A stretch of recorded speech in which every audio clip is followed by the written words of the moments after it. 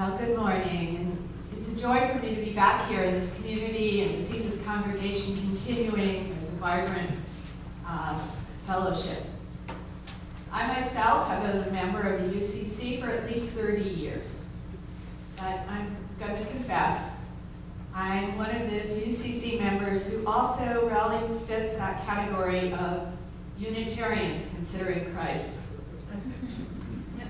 To be honest, I often struggle with the practice of Christianity and indeed the very concept of Christ. I wrestle with both the doctrine and the discipline of our faith. I do so in part because of the guidance given to me a while back by Houston Smith when Don and I were attending one of his seminars. If you remember, Houston Smith was a great authority in all the world's religions. So I asked him, why do you remain a Christian? And he answered that he considered all the great traditions to be spokes of a wheel to the central truth, the truth that is the universe, light and love. And he worried that people nowadays, probably myself included, spent too much time exploring spirituality by going around the outside of that wheel, briefly encountering each faith and embracing the most comfortable aspects of that particular tradition and moving on. He counseled me, take one faith and follow the spoke as deep as you can to that center. Do the hard work, do the diligence, explore the scriptures, attend services, and wrestle with the dogma. So I have attempted to encounter Christianity, I believe, true faith, more deeply, to especially explore that which makes me most uncomfortable, to wrestle with those challenges of our faith.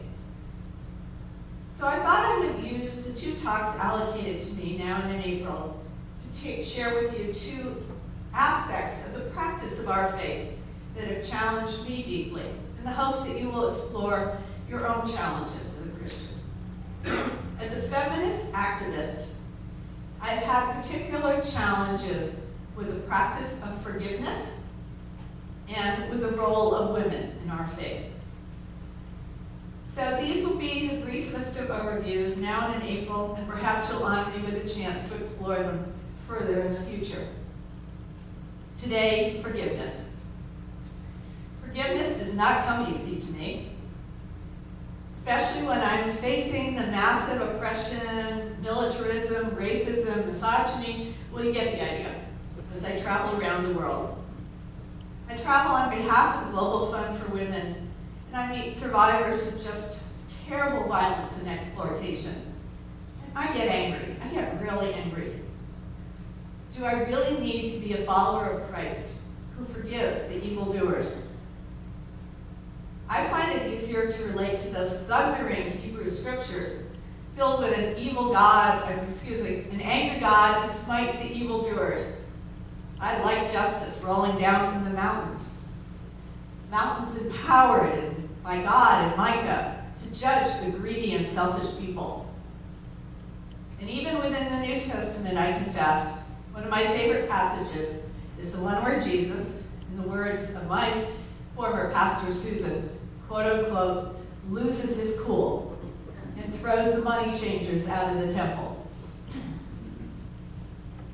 But over and over and over, Jesus calls us to forgiveness and mercy. Now, we're a little past the time of Lord Robert and Downton Abbey, if any of you were fellow addicts of that show. So probably we find it relatively easy to forgive the sins of the so-called fallen woman. But what of the priests who abused children, or the bishops who covered their crimes? Can they wash our feet and be forgiven? Are we, as practicing Christians, truly called to be lambs, to be meek and gentle, to forgive those who trespass against us, who cause us debts every week, As we say in the Lord's Prayer, if we mean by trespassing the gross pollution of the environment that's leading to significant climate change? Do we forgive those who commit massive financial theft, as in the terrible Wall Street abuses, the biblical 7 times 70 times? Do we love those who metaphorically crucify us, even if they are terrorists who attack our nation or lone gunmen who kill children? Can justice and mercy be reconciled? I struggle with this. The Course on Miracles teaches us that there are only 2 emotions, fear and love. And that anger, no matter how righteous, is indeed fear-based. Karen Armstrong, in her recent book on compassion, points out that we as humans have an old brain, the reptilian hypothalamus, if I'm pronouncing that correctly, at the base of our brain, that has enabled us to survive and thrive, yes, even dominate on this planet as a species. Wholly intent on personal survival, we are at this level wholly motivated by mechanisms that neuroscientists call the 4 F's. Feeding, fighting, fleeing, and, well, reproduction. We're in church. Over the millennia, however, she points out that humans have evolved the new brain, the neocortex, the home of reasoning. Reasoning that leads to connection, community, and compassion. In other words, love as a more advanced form of survival. Now, I don't know about you, but I find my first instinct when encountering personal or social injustice is to retaliate, to live out that reptilian instinct. During my own divorce some years back, I was far too driven to punish my ex, who after all had been convicted of domestic violence, yet served no time and had just custody of my children. I had hours and hours of paid therapy. But the best advice I got was free, and it was from a spiritual counselor. She told me, spend just a moment at the beginning of each day sending this man light and love, blessing his path. She was reminding me of Jesus' words to love your enemies and pray for those who persecute you. It was very difficult to do, but it did transform the dynamic. This practice started me on my own path of healing and empowerment, of calling me to my better and higher self. I was able to remain positive with my children and move forward with my own professional life. So as many studies have shown, forgiveness is in your own best interest. As Desmond Tutu writes, forgiving means abandoning your right to pay back the perpetrator in his own coin. But that is a loss that liberates the victim. Yes, in your bulletin or publicity, there's a picture of me traveling recently to Vietnam. I kind of stand out with the tall blonde one. I went there with my new daughter-in-law, Liv. And I was able to visit some of the grantee partners of the Global Fund for Women. And I talked as best I could through the language barriers with other survivors of domestic violence.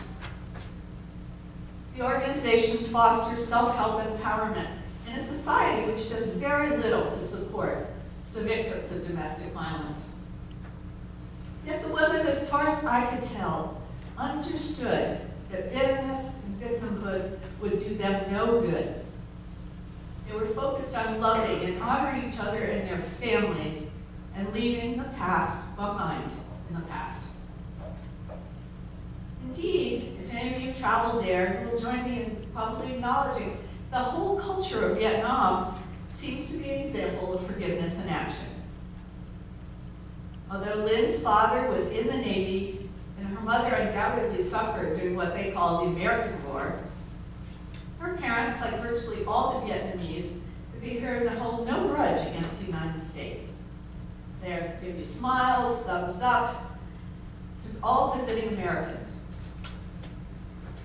As Bobby Berrigan has written, it is one of the classic and nearly crushing ironies of the long war in Vietnam that we, Americans, have been the recipient time and time again of the gifts of the Spirit, gifts of art, profound understanding, hope communicated, a definition of ourselves that far exceeds our own expectations.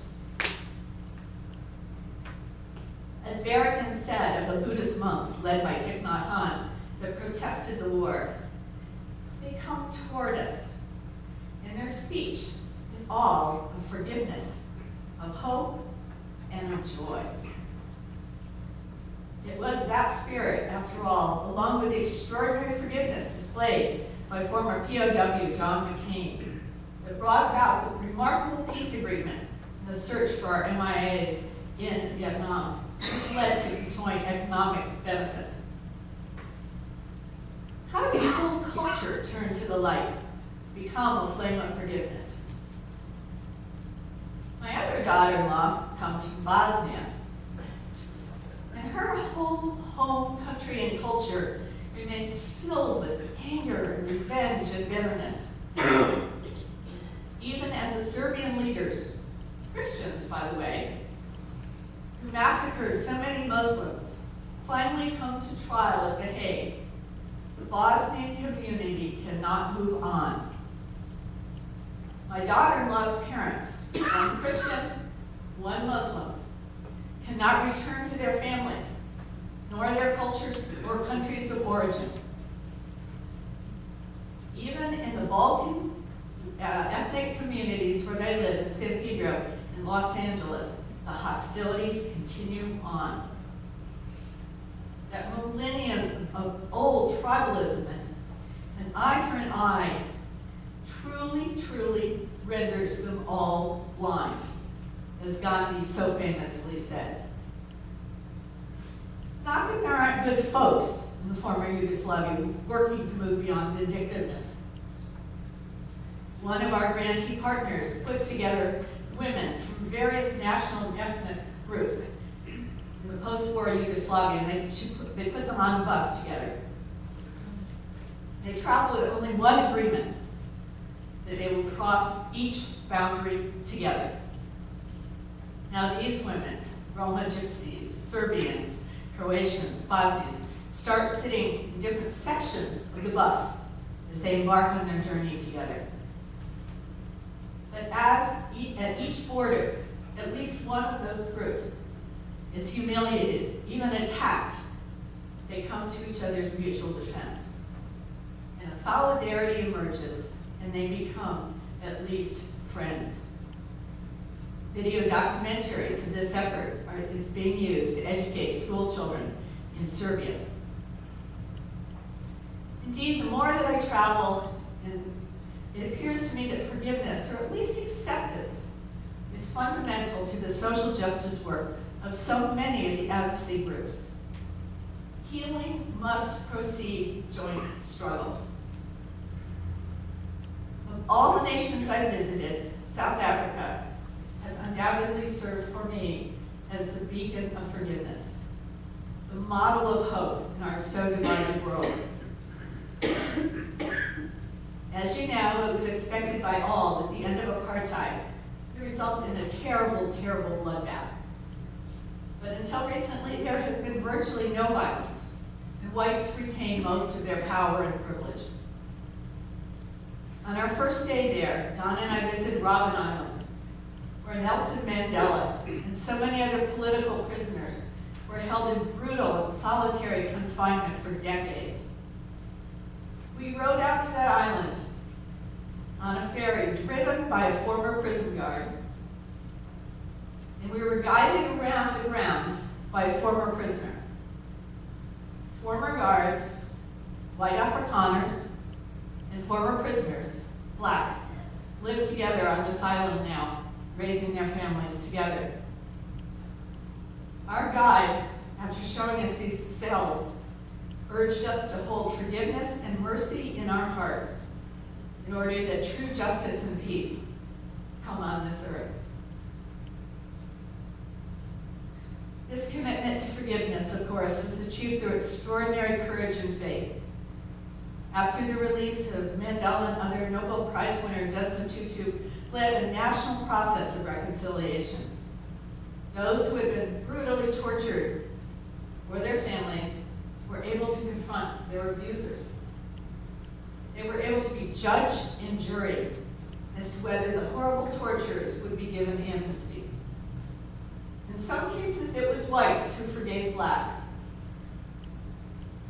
In others, of course, the vast majority, the black population, summoned the courage and the Christian compassion to forgive those who had tortured their family. The process of the reconciliation courts was agonizing for the conveners. Desmond Tutu has written an extraordinary book, in part the title for my talk today. There is no future without forgiveness, which I commend to you. He continues to work for reconciliation in Northern Ireland, the Middle East, and elsewhere. I heard him speak to gang members in our own Los Angeles. As a benediction, he recited the prayer of St. Francis from heart. And never have I heard the words where there was injury, pardon, spoken so powerfully.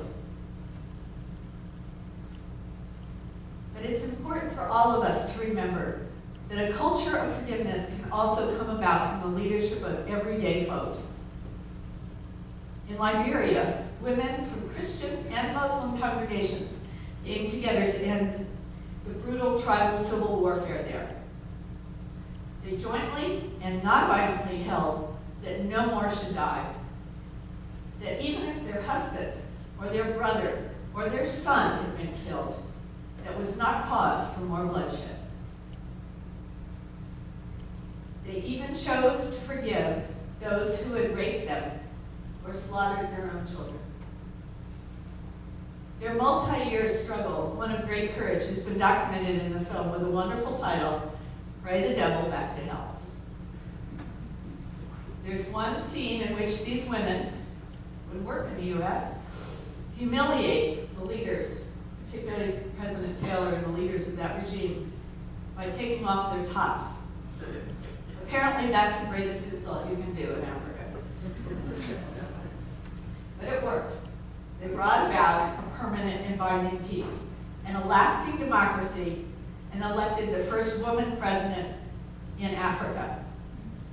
Last year, 2 of these women received the Nobel Peace Prize. So how do we bring this to the United States?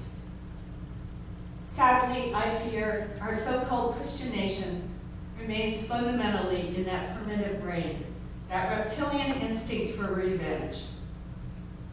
We honor the memory for our great president, Lincoln. Heard some of it in the film that may be awarded tonight. That stirring second inaugural called for malice toward none and charity towards all. He invoked God, not as a divine warrior supporting one side over the other, but as a loving parent to all. God gives us to see the right. Let us strive to finish the work we are in, to bind up the nation's wounds, to care for him who shall have borne that battle, and for his widow and for his orphan, to do all which we may achieve to a just and lasting peace amongst ourselves and with all nations. Such noble words. But following his death, the North punished the South with Reconstruction, leading to even more brutal Jim Crow and the overt attacks of African Americans that continue to be the reality even into today. We honor Martin Luther King Jr., who believed that Christ's message was clearest when he forgave his executioners. Dr. King told us that loving our enemies means we must accept the necessity over and over of forgiving those who inflict evil and injury upon us. That his moral message of nonviolence is lost in the voices clamoring for vengeance against those who injure us. In the immediate aftermath of 9/11, there was a worldwide outpouring of compassion and concern for our country. Compassion and connection long lost in a decade of brutal and futile war in Afghanistan. We are, as you know, a nation that incarcerates criminals at a rate exceeding all developed nations put together, and a state that refused to overturn the inhumane practice of capital punishment. Yes, we still crave an eye for an eye, and yes, we are all still blind. Raised an American, despite the better example of my Dutch father, I know that I'm easily provoked to anger and a desire to condemn the other. As my students reminded me, I'm a child of the 60s who spent many a day protesting. And I'm all too apt to get caught up in the terrible culture wars that now pervade our politics. It is perhaps easier for me to forgive personal affronts than political assaults. As President Obama commented about his times in the pews of Trinity Church, the lines between sinner and saved become more fluid as you sit with others. Some of us may wish that he spent more time in the White House sitting down with his opponents, and perhaps a little less time chastising them. Indeed, it is bold to be open to compassion. It involves so many risks. It makes us so vulnerable. We must be open to those who we dislike, whose policy and practices have harmed us.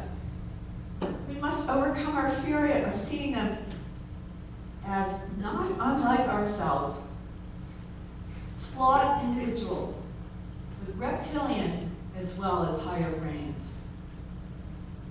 As Dr. King reminded us, words that give me great comfort, we do not have to like our enemies.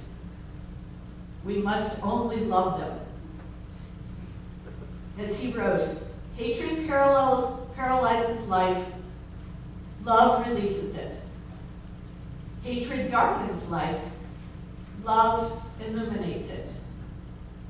It is within our individual and collective power to continue to be victims of our past, but it is equally within our power to move forward along the arc of justice with hope and mercy. I pray that we all choose this year to be instruments of peace and reconciliation. I hold this prayer for myself and for all of us in this room and throughout our community. As Desmond Tutu wrote, what each of us does can retard or promote, can hinder or advance that process, that holy, holy process that is the heart of our universe. Amen.